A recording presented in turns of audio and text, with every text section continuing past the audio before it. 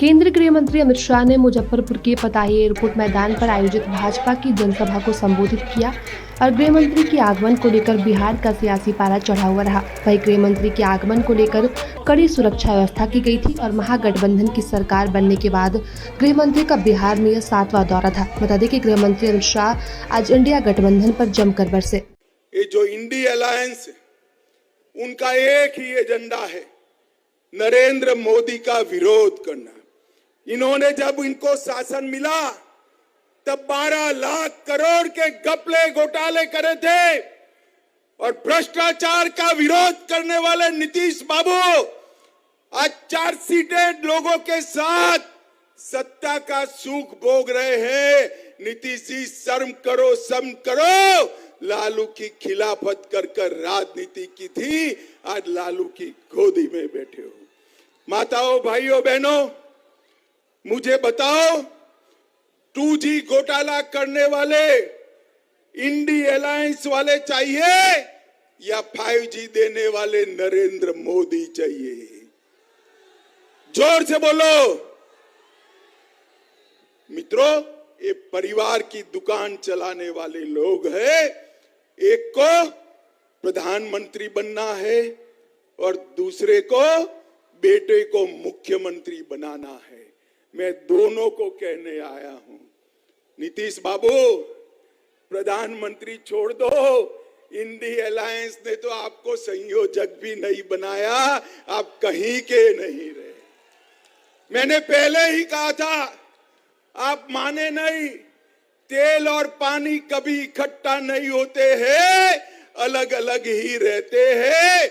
आगे भी देखिए लालू जी आपकी क्या गत कर रहे हैं, और अब हर रोज छटपटा रहे हैं। लालू जी से निकलना तो है मगर रास्ता नहीं बचा है। कभी कांग्रेस को गाली बोलते हैं, कभी कार्यक्रम में नहीं जाते हैं, मगर उनके पास कोई रास्ता नहीं बचा है। माताओं, भाइयों, बहनों, 2 प्रकार के जैम है। बीजेपी सरकार का जैम है जनधन अकाउंट, आधार और मोबाइल, और बिहार सरकार का जैम है जातिवाद और परिवारवाद, अपराध और माइनॉरिटी का तुष्टीकरण।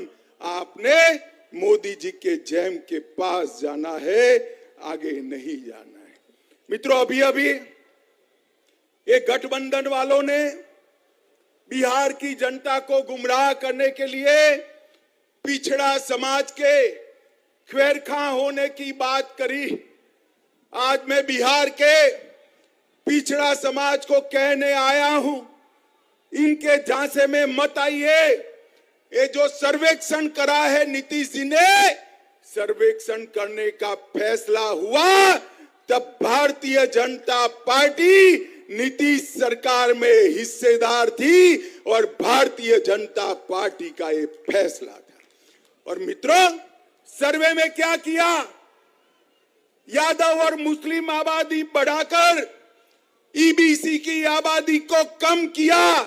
अति पिछड़ा को अन्याय करने का काम ये लालू नीतीश की जोड़ी ने किया है।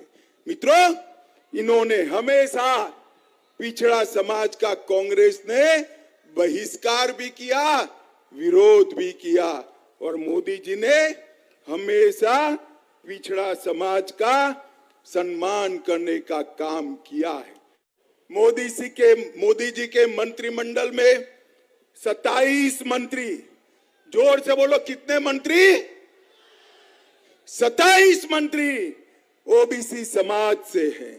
35% से ज्यादा मोदी जी ने ओबीसी कमीशन को संवैधानिक मान्यता दी है। लालू जी अब 10 साल तक यूपीए सरकार में थे, ओबीसी कमीशन को क्यों संवैधानिक मान्यता नहीं दी? इसका जवाब बिहार के पिछड़ा समाज को लालू यादव दे।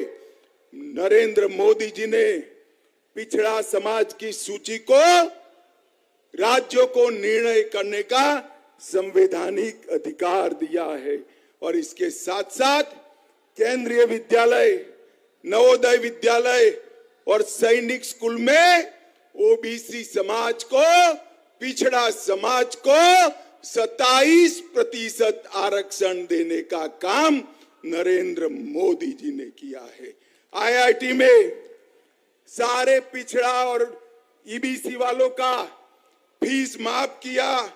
नीट की परीक्षा में, मेडिकल के दाखलों में ओबीसी समाज और अति पिछड़ों को आरक्षण की व्यवस्था की।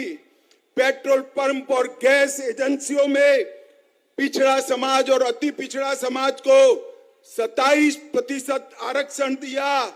प्री मैट्रिक और पोस्ट मैट्रिक छात्रों की वित्तीय सहायता की और डीबीटी के माध्यम से सीधा बैंक का खाते में फीस भेजने का काम नरेंद्र मोदी जी ने किया है।